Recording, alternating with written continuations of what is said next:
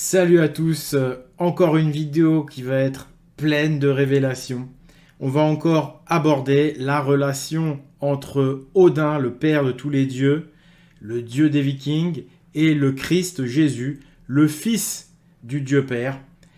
Cette relation cachée pendant des siècles, cette religion christo-odinique cachée, qui était, on va le voir et c'est l'objet de cette vidéo, la véritable foi de Léonard de Vinci. On va parler donc de ce tableau, la scène de Léonard, mais on va également parler du cœur du château de Versailles, dont Louis XIV était au plus près. Et vous le savez, il a suivi les travaux de très près. Et là encore, on va retrouver la lance du dieu Odin.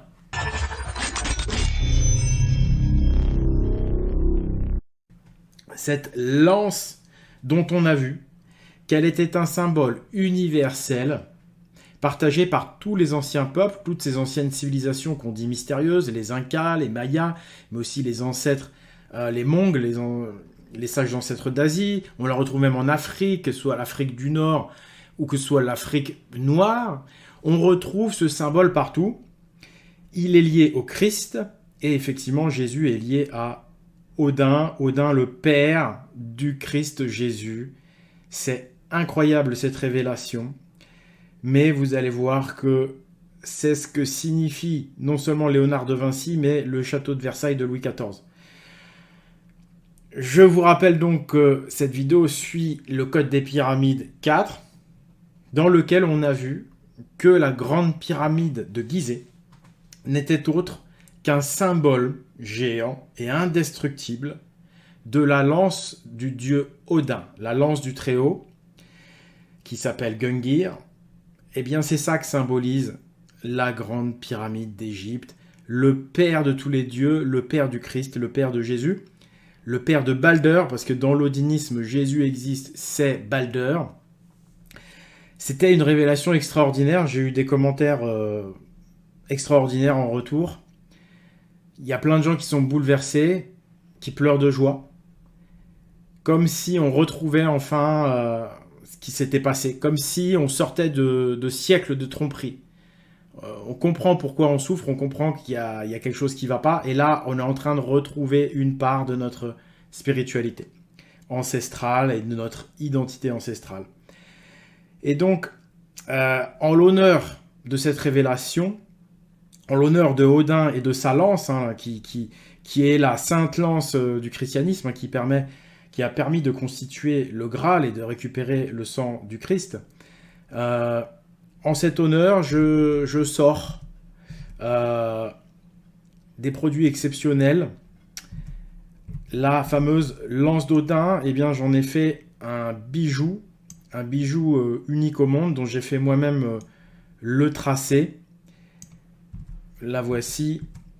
Voilà, donc vous avez ici, et je la porte sur moi, voilà, la pyramide, la lance d'Odin, voilà, la pointe de la lance, c'est évidemment ça, la représentation de la pyramide de Gizeh, avec le renfoncement des faces qui est ici beaucoup plus marqué, pour que vraiment ce soit cette pointe de lance qui émerge.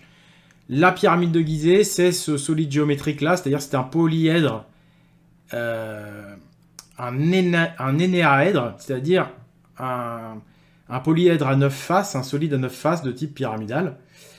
Et j'ai inscrit dessus donc les fameuses runes, les runes qui sont liées à la pyramide et qui permettent de montrer que la pyramide, c'est la lance d'Odin, la fameuse rune Gar. Je ne vais pas répéter tout ça. Mais voilà, sachez que je sors à cette occasion donc un pendentif en argent massif, voilà, que j'appelle la lance d'Odin tout simplement, dans ma marque Emeraude, qui vous savez est la première marque française de bijoux viking, c'est-à-dire la première marque spécialisée en bijoux viking, mais aussi finalement égyptiens, celtiques, et peut-être encore d'autres, puisque vous l'avez vu, Odin, il est universel en fait. C'est le père de tous les dieux, c'est-à-dire de tous les dieux païens. c'est la religion dite païenne qui revient au goût du jour parce qu'aujourd'hui, elle n'est plus païenne. Ça y est, c'est la révélation. Cette religion n'est plus païenne.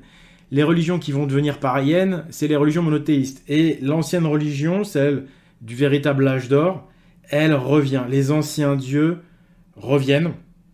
Et donc à cette occasion, par rapport à leur père et par rapport à l'arme de leur père, cette arme, cette lance d'Odin qui permet de déchirer le voile de Seth, Satan, qui permet de déchirer le voile de Loki.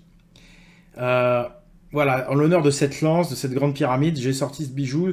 Et donc cette marque, comme je disais, c'est moi qui l'ai créée. C'est la première spécialisée dans le domaine. Et ce design-là, il est unique. Voilà, c'est un design unique protégé que j'ai déposé il y a déjà assez longtemps. Si vous voulez, c'est une façon d'exprimer ses secrets, d'exprimer la révélation en reliant ces runes, ces symboles odiniques à ce polyèdre, cet énéaèdre pyramidal, qui est une représentation en fait de la grande pyramide de Gizeh, mais sous cette forme de pointe de lance qui est révélatrice.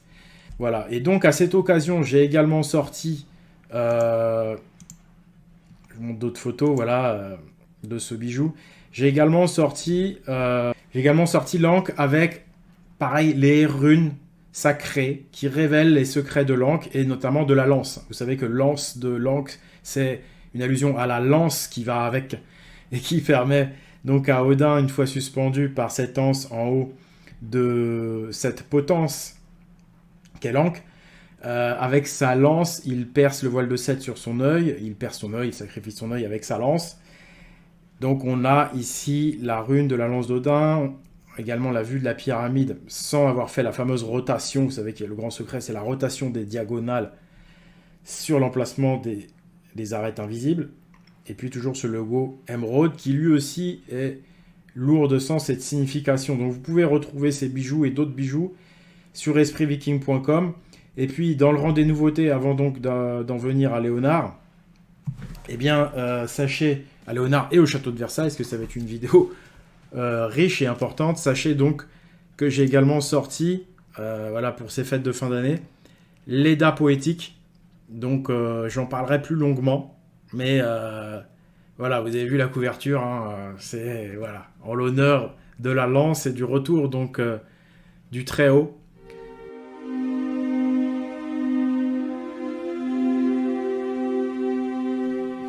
Allez, c'est parti les amis, la scène, le dernier grand secret de la scène que j'avais gardé sous le coude pour respecter la tradition. Odin, il est caché pendant la période obscure pour plein de raisons, déjà parce qu'il dérange et puis aussi parce que il n'a pas à être associé à cette ère qui s'achève, à cette époque qui fut corrompue.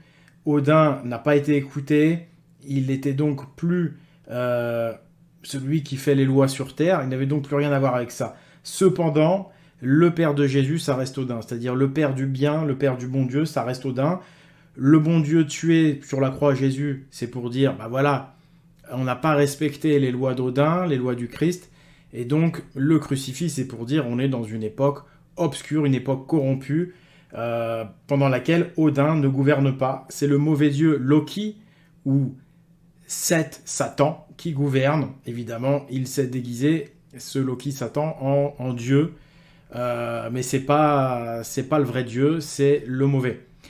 Et ici, donc, on va effectivement retrouver Odin. Donc, Odin, le père, donc le père de Jésus, il est au ciel. Hein, Jésus dit tout le temps, mon père des cieux.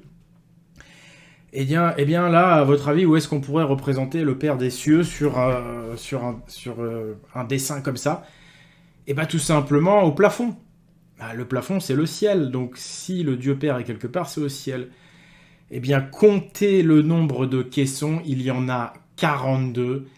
42, vous savez que c'est un nombre qui revient par rapport aux 14 morceaux d'Osiris. On dit qu'Osiris a été découpé en 14, mais aussi en 42 et en 26. Il y a ces trois nombres. Il y a le 14 en premier, mais après, il y a le 26 et le 42. Déjà, le 42 en gématrie, c'est Odin. Bon, déjà, direct, j'aurais dû commencer par là, en fait. 42 en gématrie égale à Odin. Ensuite, 26 par rapport aux 26 morceaux d'Osiris et 42 morceaux d'Osiris. 26, c'est la gématrie de Gar. Gar, la rune Gar, G-A-R. Donc là, ça y est, ça tombe dans le mille déjà. Vous allez voir qu'en fait, la démonstration devient scientifique et ces coïncidences, parce que évidemment, tous les détracteurs, et notamment les elfes noirs, les chérubins, ceux qui nous manipulent, ils vont dire « Ah, mais c'est un coup de chance !»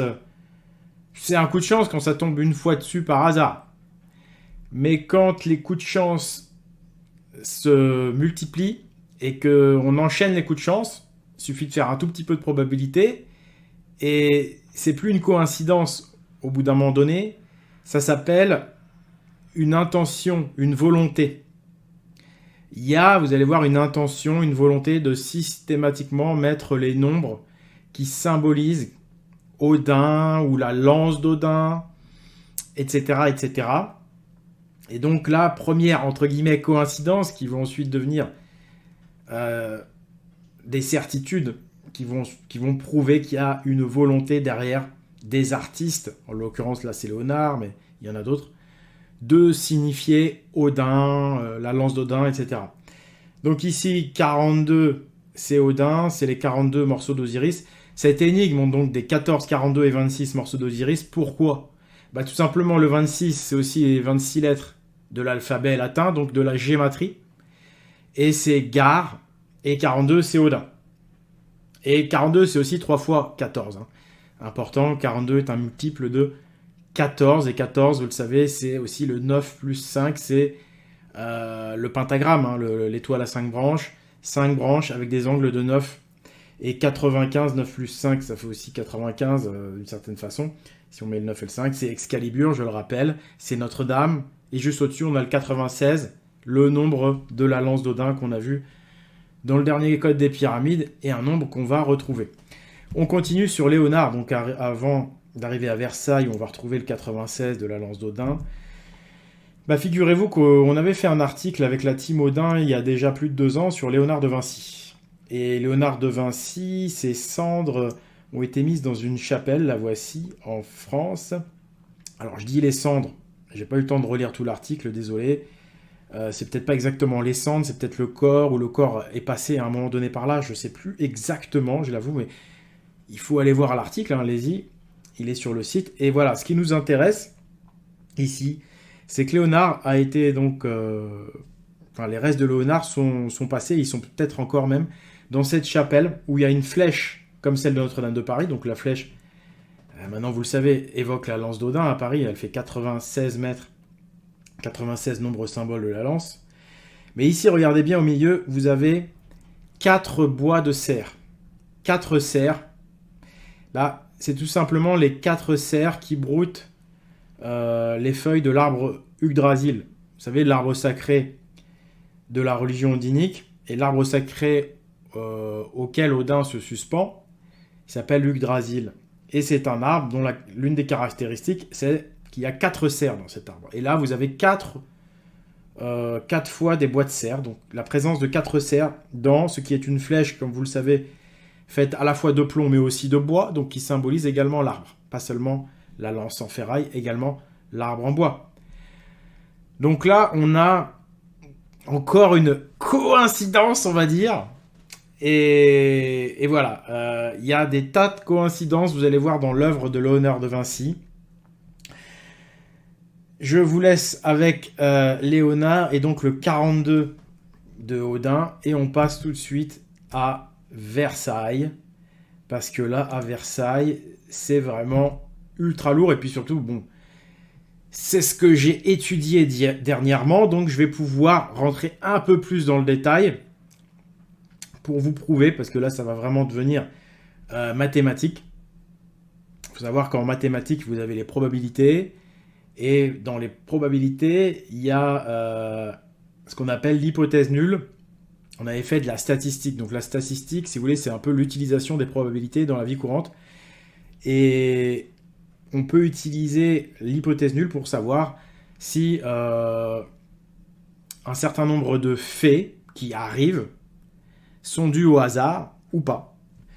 Et donc là, vous allez voir que le nombre de coïncidences, le nombre de faits qui sont liés à Odin sont tellement nombreux et tellement précis qu'on rejette l'hypothèse nulle. C'est-à-dire que l'hypothèse du hasard est scientifiquement, mathématiquement rejetée.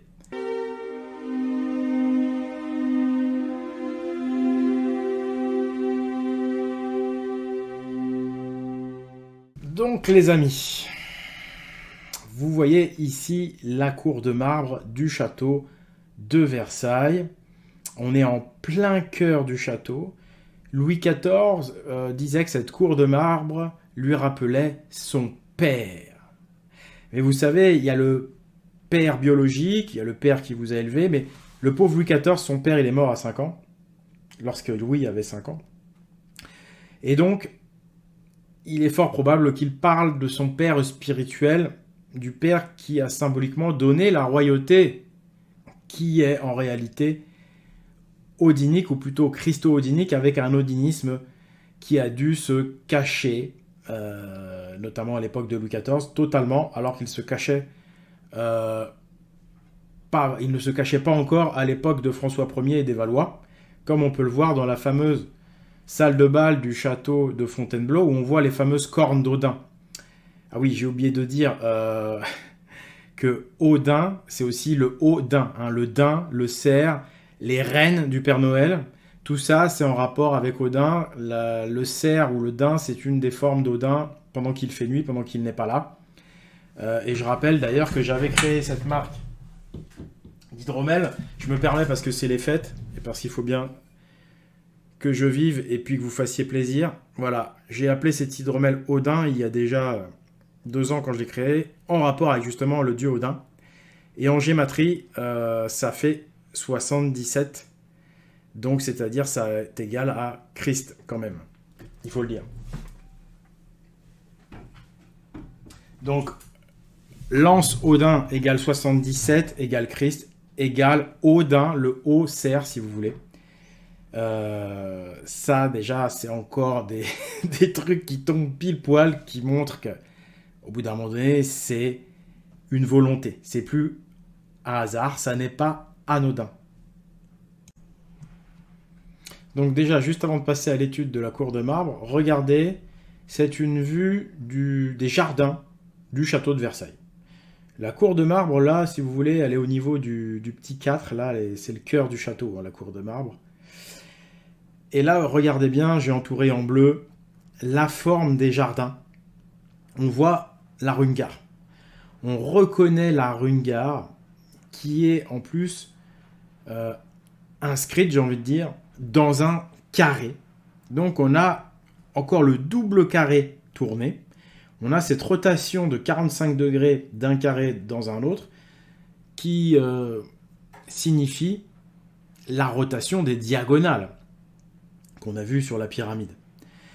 Et donc là voilà, on a cette rungar et ce double carré tourné qui apparaît dans 3 jardins de Versailles déjà. Ça déjà, ça met la puce à l'oreille. Ensuite, le 42 d'Odin, on va le retrouver, j'ai envie de dire, dès le départ. Voilà, ici. Voilà, regardez le dessin, le premier dessin. En fait, quand vous regardez ce motif de Versailles, vous allez pouvoir créer une rungar avec la première chose qui vient à l'idée. Regardez le grand carré, il est entouré de 4 traits rouges. J'ai mis les traits en rouge. Bah là, si vous déplacez les traits rouges sans les faire tourner, hein, vous allez voir juste en les déplaçant, tout de suite à droite, vous voyez que on obtient une rungar. Voilà, très simplement. Après, on peut la voir beaucoup plus simplement, comme ceci, en traçant des traits, mais là, ça ne prouve rien parce qu'on peut tracer un peu ce qu'on veut. Donc, c'est celle-ci qui commence à être intéressante. Pourquoi elle est intéressante? Parce qu'elle apparaît 42 fois. Voilà, donc vous pouvez constituer la rungar 42 fois exactement de cette manière-là. Parce qu'il y a différentes manières de tracer la rungar selon la façon dont on aborde ce motif géométrique de la cour de marbre. Maintenant, cette manière-là, elle est sympathique, mais elle n'est pas parfaite parce qu'elle va laisser de côté les petits carrés, là, vous voyez, les petits carrés ou les petits losanges, si vous voulez, les petits losanges. En réalité, ce sont des losanges carrés, voilà, parce que ils sont présentés comme des losanges, mais ils sont carrés aussi, donc ce sont des losanges carrés. Cette manière de faire va laisser de côté des petits carrés noirs et même des grands carrés. Donc en fait, on va passer tout de suite à la deuxième méthode qui, elle, est vraiment pure, puisqu'elle ne laisse absolument rien de côté. C'est-à-dire qu'avec cette deuxième méthode, vous voyez, là, j'ai entouré en vert, j'ai fait des losanges verts. C'est en fait pour isoler, pour vous montrer le seul et unique motif géométrique qui est répété un total de 96 fois pour constituer la totalité de la cour de marbre. Donc, on a vu le 42, voici le 96. Alors lui, il apparaît vraiment, c'est le nombre qui apparaît le plus. Donc je le rappelle, un 96, on l'a vu dans La pyramide est une arme. C'est lié à la lance d'Odin, notamment par le 4 x 24, c'est-à-dire 4 runes Odal, Odal étant la rune 24. Mais il y a d'autres moyens de le faire, rappelez-vous. Notamment avec la grande pyramide, l'église suspendue et la cathédrale Notre-Dame de Paris, le 96. Nombre symbole de la lance d'Odin. Et ce que je voulais vous dire, donc là je vous laisserai, si vous voulez, regarder le détail, mais sachez que dans chacune de ces 96 cellules, voilà, on peut voir juste ici comment on arrive en fait à tracer une rune gare dans chacun de ces motifs. Et pour ceux, évidemment, qui s'intéressent, vous irez sur le site espritviking.com, vous regarderez ça à tête reposée, mais là on est dans une vidéo, il faut que ce soit ludique. Et donc là on va s'amuser, en fait, vous allez voir comme c'est drôle. En fait, les noms, tout simplement les noms, le nom de la cour de marbre, va nous révéler également Odin. Regardez, cour de marbre, déjà, en gématrie, ça fait 123. Or, 123, c'est la valeur numérique de Odin. Alors là, j'engage quelque chose de nouveau. J'utilise très rarement, mais il s'agit d'Odin, c'est pas n'importe qui, c'est 42 Odin. C'est la gématrie au départ qui vaut. Mais il y a une variante, il y a un mode de calcul qui c'est un peu comme la gématrie, mais il y a une légère variante, ça s'appelle la valeur numérique. C'est juste une autre règle de calcul, hein. Et ça donne une valeur fixe à chaque fois. Et bien la valeur numérique de Odin, c'est 123 aussi. Encore une coïncidence. Ensuite, marbre. Parce que c'est la cour de marbre. Et bien marbre, ça fait 57. C'est rien, vous allez me dire 57. Bah non, en fait, c'est Wodan. Wodan, c'est le deuxième nom le plus utilisé pour Odin. Les anglo-saxons, dans l'ancien temps, ils appelaient Odin Woden. Woden, voilà, on le voit même, je crois, dans... Je sais plus, enfin... Woden, c'est le nom anglo-saxon de Odin. Voilà, il y en a qui disent Odin aussi. Nous, en France, on dit Odin. Et les anglo-saxons disent Woden. Ou Wodan. C'est vraiment le deuxième nom. Et d'ailleurs, vous allez voir qu'on va le retrouver ailleurs. C'est pas n'importe quel nom pris au hasard. Et surtout... Wodan plus Odin, ça fait 99. Donc là, je viens de vous donner une clé très importante. Mais pareil, on va pas développer là-dessus, c'est pas le but.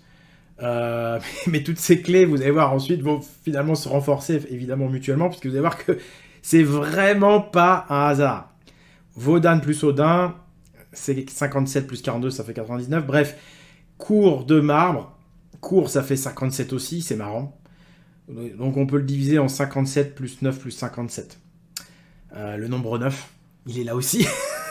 Donc le premier chiffre associé à Odin, le chiffre de base, les deux chiffres de base du code, c'est le 7 et le 9. Le 9 étant associé à Odin, le 7 plutôt à Satan, ou à l'époque de nuit en tout cas, parce que le 7 n'est pas toujours négatif. La preuve, le 77 égale à Odin, mon hydromel, et Christ. bah, il faut le voir comme 7 plus 7, 14. Toi, tu as 2 fois 7, tu arrives au 14. En fait, le 14, lui, est toujours est un nombre très positif comme le 9. Et le 7 n'est pas toujours négatif. C'est plutôt le 7, la faux, c'est ce qui permet de tuer. C'est vrai que c'est plutôt associé à 7, le mauvais dieu. Mais le 7 nous sert également à sortir de l'impasse, à sortir de l'obscurité. Donc bref, vous avez vu, ça fait encore quand même beaucoup de hasard. Et maintenant, on va aller, on va continuer là-dessus parce que c'est pas fini. Ce fameux 123 de cours de marbre et de valeur numérique de Wodan. Vous avez vu, j'en passe beaucoup. Hein. C'est ce que c'est la vidéo, mais vous avez vu, il y a encore plein d'autres coups de chance. Franchement, allez voir, les coups de bol, c'est incroyable. Hein. C'est... J'ai vraiment le cul borné de nouilles. Hein. J'ai vraiment une chance pas possible. C'est pas possible d'avoir autant de chance. Dès que je cherche Odin, je le trouve. C'est quand même incroyable. Donc, on revient ici. Encore un peu de gématrie. Tiens, je vais vous lire un petit peu, ça va me reposer l'esprit. Dans le documentaire Le Code des Pyramides 4, la pyramide est une arme, nous avions remarqué la présence de la rune Gar à la gare de Cergy-Saint-Christophe. Alors moi, j'ai fait mes études pas loin de Cergy-Saint-Christophe, tout près même. Nous avions alors noté le jeu de mots entre la gare et la rune Gar. Puis nous avons expliqué que c'était une métaphore de la fin de la traversée du héros solaire, ou du bon dieu si vous préférez, qui doit alors saisir la lance d'Odin pour tuer la bête, pour tuer le serpent. Il s'avère que la langue française est liée à la rune Gar et à Versailles. Les sages qui ont constitué notre langue sont ceux qui ont mis en place le code de la révélation. Et oui, regardez, donc j'avais parlé dans le film de Gare, de la gare, du département Le Gard et la garde. La garde, c'est l'exception qui confirme la règle. On a 3 gares et on a la garde. Mais ça fait quand même 4 gares, quoi, au final. Et ben, en gématrie, vous additionnez... vous retirez la rune gare, vous additionnez le gare, la gare et garde, et bien vous avez 96. Encore le 96. Et si vous rajoutez donc le 4e G, parce que c'est aussi les 4G, les 4 gares, les 4G, la gare, la rune, ça fait 122. Versailles. Voilà. 122 Versailles, 123 cours de marbre, 123 valeurs numériques de Odin. Et donc, gare, gare, gare. C'est marrant. Versailles égale gare, gare, gare, gare. Garde l'exception qui confirme la règle. Or, c'est là où on va rigoler un petit peu. Voilà, les amis. Je vous laisse lire. Donc, en fait, Versailles, c'est une ville qui compte plusieurs gares. Il y a 5 ou 6 gares à Versailles, peut-être plus d'ailleurs, j'en sais rien. Mais ce qui compte, c'est qu'il y a seulement 4 gares qui portent le nom de Versailles, qui s'appelle en gros Gare de Versailles. Il y a même une page Wikipédia, comme vous pouvez le voir. À Versailles, il y a plusieurs gares ferroviaires, mais 4 d'entre elles ont une dénomination commençant par Gare de Versailles. Voilà, il y a 4 gares de Versailles. C'est quand même marrant que les 4 gares, ça donne Versailles, que Cours de Marbre, ça fait 123, c'est connecté à 122, les 4 gares, et que justement dans la ville de Versailles, il y a seulement 4 gares de Versailles. C'est quand même vachement amusant. Où je suis là? Il est perdu le gars, il est perdu le gars. Oh la vache. Ouais, voilà. C'est quand même... c'est quand même un sacré hasard, quoi. 4 gares à Versailles. Les 4 gares de Versailles. Connectées à la cour de marbre. Connectées à Odin. Par sa valeur numérique. Cour de marbre lui-même connecté à Wodan. Au nombre 9. Si vous retirez la rune gare de ces 4 gares, vous obtenez 96.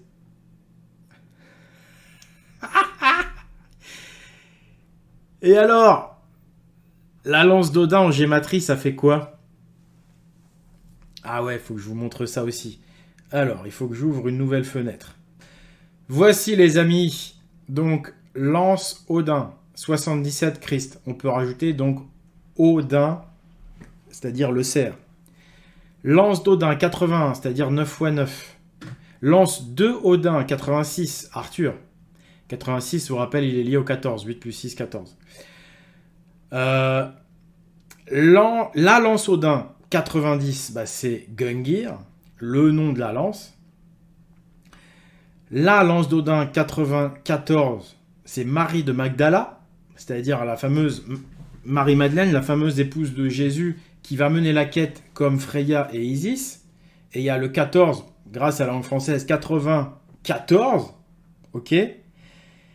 La lance de Odin, 99. Donc dans tous ces noms, vous retrouvez soit le 14, soit le 9. Parce que c'est des nombres associés au bien.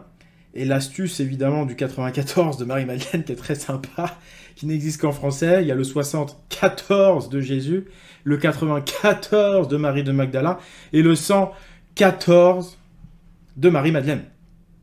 Voilà, encore un secret.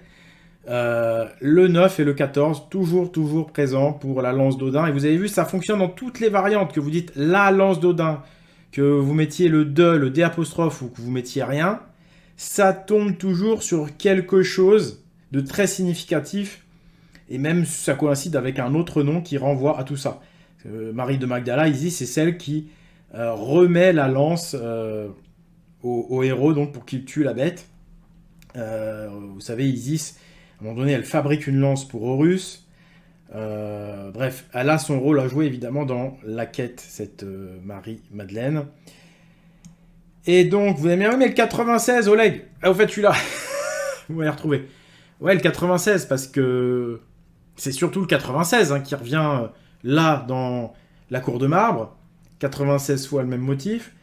Qui revient à la Grande Pyramide, etc., etc., à la Flèche de Notre-Dame de Paris, et les 4 Odales qui font 96 par 24e rune Odale. Eh bien, c'est tout simplement écrit ici dans l'article, la lance Rati. Et oui, Rati, en fin de compte, c'est le second nom de la lance d'Odin. On retrouve ça, alors là, il faut être connaisseur, on retrouve ça dans le mythe de l'hydromel poétique, où Odin utilise sa lance comme un forêt pour percer un rocher. Et là, on dit que... D'ailleurs, on ne l'appelle pas la lance, c'est là où c'est un petit secret. Ils disent qu'il utilisa le forêt appelé Rati pour percer la pierre. Mais bon, en fin de compte, c'est la lance d'Odin qui, là, va servir à percer de la pierre. La lance Rati, ça fait 96. Donc le 96 étant déjà lié fortement à la lance d'Odin par plein de manières, je trouve toujours ça très intelligent de relier l'évidence à quelque chose de nouveau. Et là, c'est donc Rati. Et on verra que c'est très intéressant, ce lien avec Rati, parce que ça fait un lien donc avec le mythe de l'hydromel poétique, qui est l'autre variante de l'accès à l'hydromel. Parce qu'il n'y a pas que la pendaison, le percement, comment on peut dire le percement, le transpercement de l'œil avec la lance qui permet à Odin de découvrir le secret des runes, de retomber, puis d'aller boire l'hydromel à la source de Mimir. Il y a aussi ce mythe de l'hydromel poétique. Et donc, on va en parler dans une prochaine vidéo où on va parler justement de cet Edda et de ces mythes qui nous révèlent tous les secrets. Voilà. On va pouvoir en parler de cette lance Rati, qui est donc le deuxième nom de Gungir, la lance d'Odin. Voilà les amis, je crois que j'ai été relativement complet. Alors forcément, non, en fait, je peux pas être exhaustif. Complet peut-être, mais pas exhaustif. Je donne seulement ce qui me paraît essentiel, ou plutôt ce qui me paraît le plus simple à exprimer. Et puis après, évidemment, je suis pas parfait. Je peux toujours oublier des petits trucs. Donc, allez voir l'article, parce que clairement, j'ai pas pu tout expliquer. Il y a plein d'autres trucs à dire. Comment apparaît le 90 de Gungir? Comment apparaît le 84 qui est lié à Aude et Freya? Comment... voilà, tous les autres choses qui peuvent apparaître, qui ont aussi un sens profond. Le 96, ouais, il apparaît avec le bandeau, parce qu'il y a aussi un cache, vous voyez, il y a un cache. Ça, ce cache, c'est pareil, ça donne encore plus de sens. Tous les nombres derrière qui sont créés en plus, parce qu'ils vont mettre un cache à cet endroit-là, bah, ça renvoie encore toujours à la même chose. Odin, la lance d'Odin, Gungir, etc., etc. N'hésitez pas à partager le code des pyramides 4, à partager mes vidéos en général, parce que j'ai remarqué que l'exposition de ma chaîne avait été divisée par 4 depuis 2 ans. Elle a été divisée à un moment donné par 2 ou 3 d'un coup il y a 2 ans. Je l'avais signifié, j'étais pas content. Et là, au cours de 2024, bizarrement, là où les vidéos sont les plus intéressantes, où je reçois le plus de commentaires positifs et où je dévoile des trucs de ouf, bah là, bizarrement, il y a encore le nombre d'impressions qui a été réduit. Donc le nombre de vues ne baisse pas, mais pourtant, mécaniquement, il devrait baisser. Parce qu'en fait, le nombre d'impressions a été... C'est-à-dire, YouTube a la possibilité d'augmenter le nombre d'impressions de vos vidéos si elles marchent bien. Or, mes vidéos, les statistiques prouvent que les vidéos en 2024 marchent extrêmement bien. Le code des pyramides, ça marche très bien. Toutes les vidéos à côté marchent extrêmement bien. Et pourtant, le nombre d'impressions a été divisé encore par 2 cette année. Ce qui fait que le nombre de vues stagne. Et même sur des films comme le code des pyramides qui sont exceptionnels, là où d'habitude YouTube faisait un peu de promotion, enfin un peu de promotion, non, il augmentait naturellement le nombre d'impressions parce que la vidéo était de qualité. Là, YouTube n'augmente plus le nombre d'impressions. C'est-à-dire que la vidéo soit top ou pas top, YouTube, c'est tout juste s'il montre la vidéo aux abonnés. En fait, j'ai 107 000 abonnés, mais il y a plein de vidéos, il n'y a même pas 107 000 impressions. Une impression, c'est quand YouTube propose une fois la vidéo. Donc un abonné, il n'est pas abonné qu'à ma chaîne, il est abonné peut-être à 10, 20 chaînes. Donc la plupart de mes abonnés ne sont même pas informés par YouTube que j'ai fait des vidéos. Voilà. Donc voilà, bah écoutez, je vous remercie de m'avoir suivi. C'était donc Oleg de Normandie pour la vérité, pour la justice. Et donc, bah, je vous dis à très bientôt. Au revoir.